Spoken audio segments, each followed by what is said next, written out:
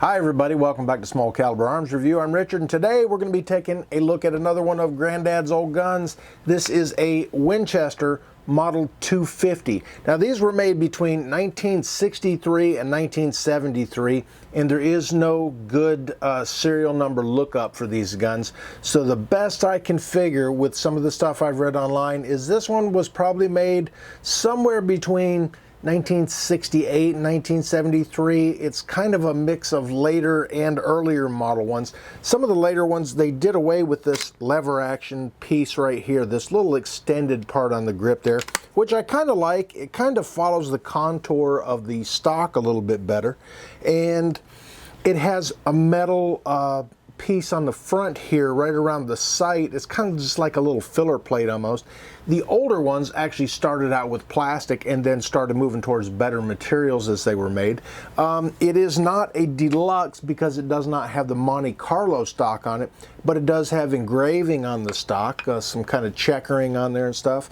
And it's just a really cool old gun. It's a shame they were only made for those 10 years, but this one I borrowed from the owner, and he actually bought it brand new. And brand new, I think they sold somewhere around $56 to $59 brand new. He put the scope on it, and if I'm not mistaken, I think he said he bought this in the early 70s, somewhere around there. And bought it brand new.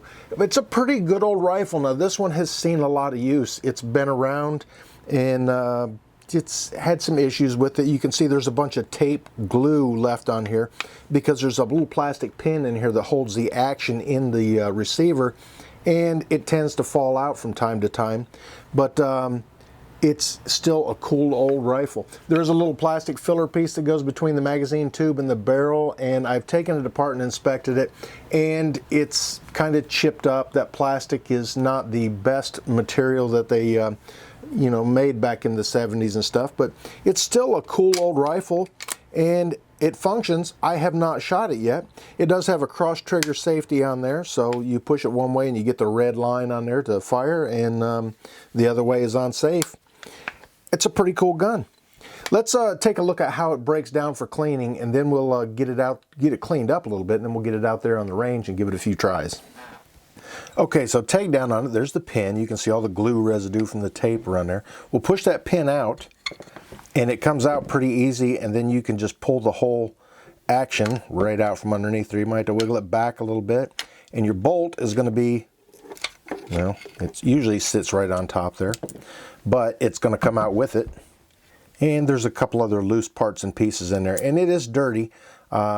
Have no idea when the last time it was cleaned, but there is a lot of residue in that bolt right there that needs to be cleaned out of it. It's a lever action 22. We're going to get this thing cleaned up. We're going to run a couple patches down the barrel, make sure everything's clean. Now, one of the reasons this pin keeps falling out is there's actually a little plastic insert in there that kind of holds it in place, kind of like a detent, and that plastic is, I've had it out before, and it's in a couple pieces. So we're going to be real careful with it, and then I'm going to see if I can't locate a replacement pin for it, or maybe make a new piece to go in there or something, maybe of a little bit better material. And this gun, I asked the owner if I could do a restoration on it and try to get it back to its original condition. So I'm going to give that a try probably this winter, but I've got a couple other guns. I've got an old Stevens shotgun I got to do, and I got a muzzle loader I got to do. But the wood's not in bad shape. Underneath the fore end, there's a crack starting right there. It does not go all the way up the fore end yet. So it's going to take some work. And the way this checkering is done on here, it's not like, I'm sure it was machine checkered, and it's not done like traditional checkering where there's little files that cut grooves in there, leaves little points up. These are actually little diamond-shaped cutouts in there, and that's going to be a tough one to clean up, because if I just sand this down, I don't want to take that out. I can recut the groove with my checkering files. It's just those little pieces in there. Maybe a real task to get that done right. Anyways, let's get it cleaned up, and then we'll get it out on the range.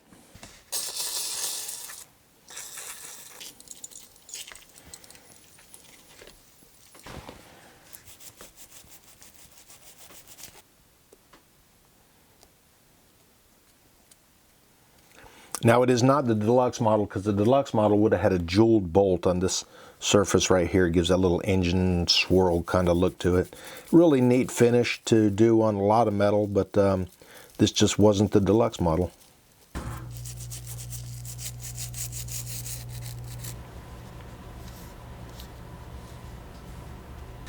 Now, believe it or not, even with all the dirt and gunk that was in this thing, the owner wasn't having any issues with it. So it does function, as far as I know, and so apparently it can handle quite a bit of crud in it before it really needs to be cleaned up. He didn't say anything about any issues with it. He just used it. So I'm going to give it kind of a, I guess, a thorough basic cleaning anyways. Get as much of that crud out of there as I can, then we'll get it out of the range, give it a few shots. But I'll do when I do a restoration on this gun, I will do a complete disassembly on it, get every little piece in there, you know, either try to restore it to its original finish, make it look, I guess, like a brand new gun. Now, it's not a really highly collectible firearm, so am I going to diminish the value of it?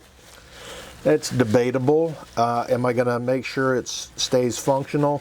Am I going to stop any more of the corrosion that's happening to it? Because it does have a little bit of rust on the barrel. The internal components look pretty clean. I mean, other than the heavy buildup of carbon residue and everything, but I don't see any corrosion inside. So it's not in bad shape. Not in bad shape at all. Actually, you know what? Now that I've cleaned it up, I can actually see some of the jeweling that was done on the bolt there. I'll give you a little close-up look of that. So it puzzles me as to exactly what model this is, because in some of the pictures I've seen, there's different levers on them, there's different components on them, but this, it's not the deluxe model stock, but it appears that the bolt was the deluxe model bolt, because I don't think there was any jeweling on any of the other models. Anyways, continue to clean, then we'll get it out.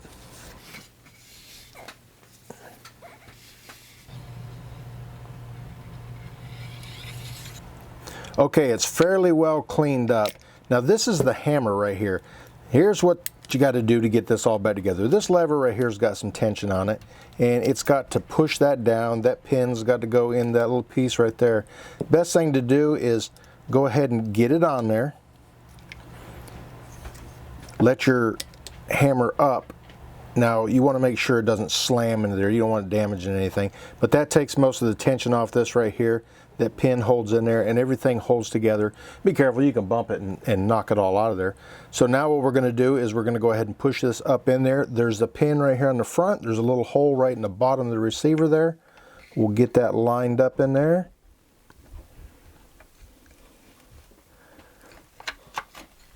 Get it pushed back in. Then we'll take our pin and push it back in there. Just had to wiggle it around a little bit to get it in there. And then go ahead and function check it. And it feels like everything moves just like it's supposed to. Now, I don't know if you'll be able to see that. Like I said, this was a jeweled bolt. You can see a little bit of the little swirls on there. It's really hard to tell, but if you get in the light just right, you can see that it actually was a jeweled bolt. And we'll try to get that finish put back on there during the restoration. But there it is. It's all put back together with all its glue and gunk and everything on it, and it's a little oily now, but it should function just fine. Everything's been cleaned up, the bore, the action, and it feels fairly smooth. There's still maybe a little bit of grittiness in there, and I think it's some of the dirt I could not quite get out of there, but this would be a good candidate for a good excuse for me to buy a ultrasonic cleaner, because I think when I finally do this as a restoration, I'm going to put it all in the ultrasonic tank and get it all cleaned up. There's some places where you just can't quite reach with a washcloth. All right, now one of the things I probably forgot to mention in this video is that this gun is capable of shooting shorts, longs, and long rifles. So it'll hold 21 shorts, I think 17 longs, and 15 long rifles. Not a lot of difference between the longs and the long rifles, but we're going to just take it out with some long rifles. because I've got plenty of those. I don't know if they're ammo picky or not. I haven't heard anybody say anything, but it's just a pretty cool old gun. It's mostly metal, the little plastic filler on there. Plastic pin that actually holds the action into the receiver. Not a big fan of that one. I really wish they would have used a metal one in there, but I think this would also be a good candidate to put some of the see-through rings on here. And what they are, they're not clear. They just have an opening at the bottom. Since this is a pretty high mount anyways, some of the see-through ones allow you to look under your scope through there and see your iron sights on there. And the iron sights are intact on here. They're there, both the front and the rear. And it's just going to take a little bit of work to get it back to looking like it did when it was new. Let's get it out on the range, give it a few tries. All right, normally when I'm testing out a rifle, I take it up to the rifle range, but it's 36 degrees and I got kind of a wintry mix here, so I'm going to do it from the saloon here. I've got a target set up there to 15 yards. This is just kind of a functionality test of it because I'm going to do a complete restoration of this rifle, so let's just make sure it works before I get into all that. All right, so I'm not going to do a whole lot of shooting with it, so I bought just a little box of Armscore 22 long rifle out here. These are 36 grain, high velocity hollow points, and just going to do some test firing. So we'll go ahead and get it loaded up, and all you got to do is pull the magazine tube back until your follower clears the opening there, and then drop your rounds in there. Now I think I said it holds 15 rounds of 22 long rifle, so let's go ahead and put 15 in it and see how it does. And it did chamber just fine. All right, like I said, 15 yards out of the Caldwell matrix here. And I'm sure this is probably set up for a lot longer distance than 15 yards, but we're going to try it here and see what we get.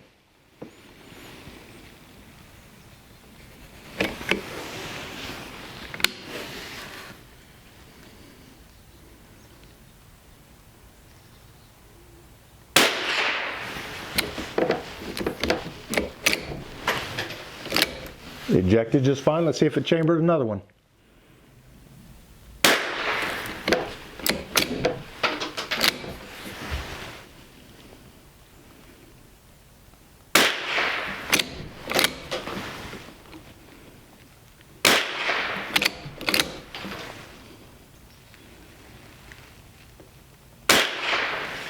Okay, there's 5 shots. I'm gonna leave that empty one in there for right now. We're going to go up there and take a look at it and see where they hit. Like I said, it's only 15 yards, but I'm just checking to make sure it functions. And now it does seem like it takes a little bit of, it requires a little bit of authority when you're opening it to eject that round. And but it seems to be shooting fine. Let's go look at the target. Okay, I've got 5 distinct shots there. 1, 2, 3, 4, 5. I could not have gotten much closer to the center with that one if I tried. So it's actually pretty accurate even at 15 yards. I don't know what the owner has it sighted in for, but it seems like it's pretty close anyways. And you can see the parallax a little bit when you move your head around. That reticle's moving all over the place. Not too bad though. All right, I've still got that empty round in there right now, so we're going to go ahead and do some offhand shooting, which is probably going to be a lot worse than what that was from the bench there. Yeah, extraction seems to be a little tough.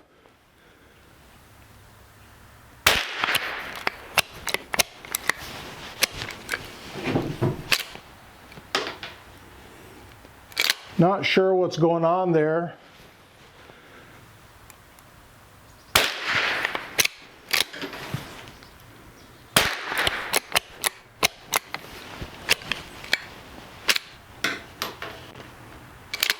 It's hanging up a little bit, so there could be a little something going on with the chamber there. Maybe the shell is getting stuck in there a little bit. The extractor is hooking onto it fine.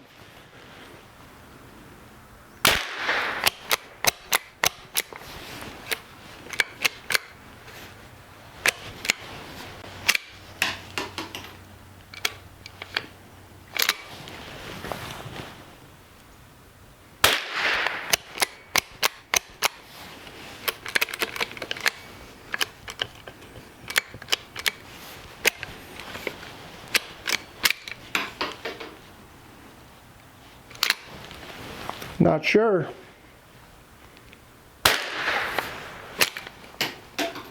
That round sounded a little bit weaker. It did make it out of the end of the barrel. I saw it hit over there.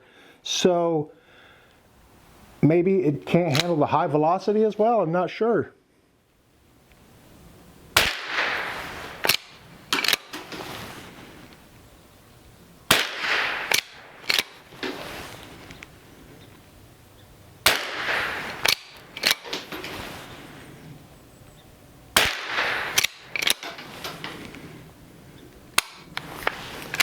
And I believe that's it. Now, one of the things, like I said earlier in the video, some people have said that that follower is a little weak and will not let the last round push all the way in.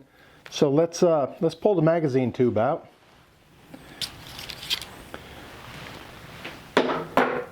And let's make sure that everything did make it out of there.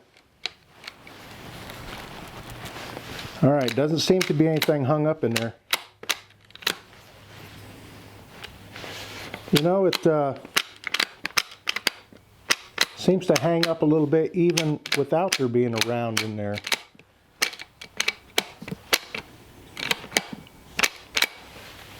Not exactly sure what's going on with it.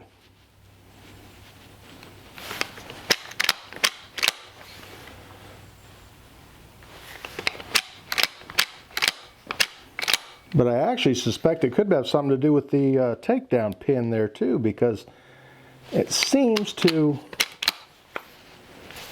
I don't know, the action seems to wobble around in it a little bit. Let's load a few rounds of some different ammo and see how it does. All right, I've got some Federal Champion here. These are 22 caliber long rifle, 40 grain, solid point, muzzle velocity of 1,240 feet per second. The arms core here. See if we can see what the velocity is on these. I don't see it, but if they're high velocity, it's probably going to be around 1,255 feet per second. So these aren't a whole lot different, but they're a little bit less anyway. So we'll go ahead and put 5 rounds in there. And I think I might actually have some shorts out here in the saloon too. May try some of those. All right, again, just 5 rounds of these Federal Champions. Give it a try.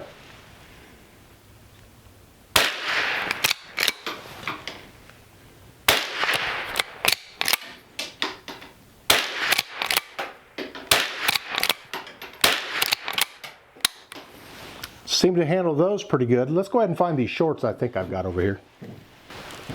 All right, I've got 9 rounds of 22 short Remington Golden bullets in here. So we'll go ahead and put these in there and see how they do. And let's see what happens. Did chamber it.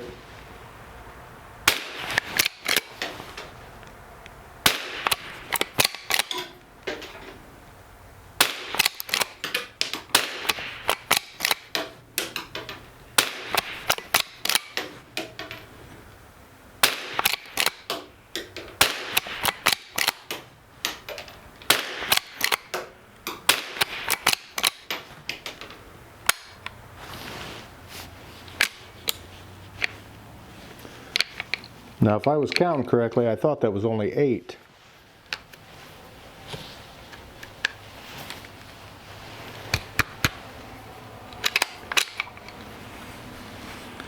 There is not another one in there. I can see the follower, so maybe that was 9. Counting's hard again. It seemed to handle those okay, but it still wants to hang up a little bit when you go to open the action.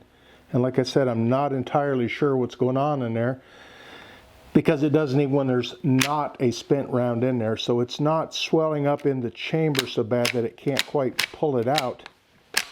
Just not sure. There is some movement in this action though. I mean, it's loose, it's wobbly. Maybe something's just not in alignment anymore.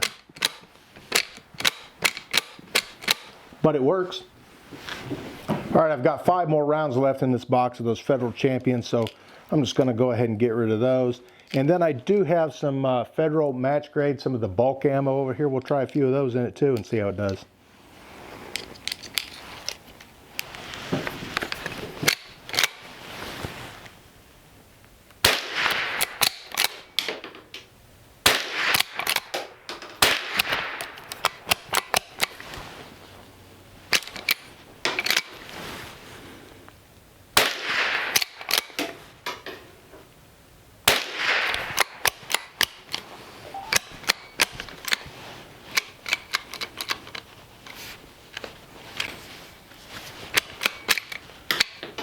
Yeah, that was all 5 rounds there. It's hanging up for some reason, and that's something I'll definitely have to look into.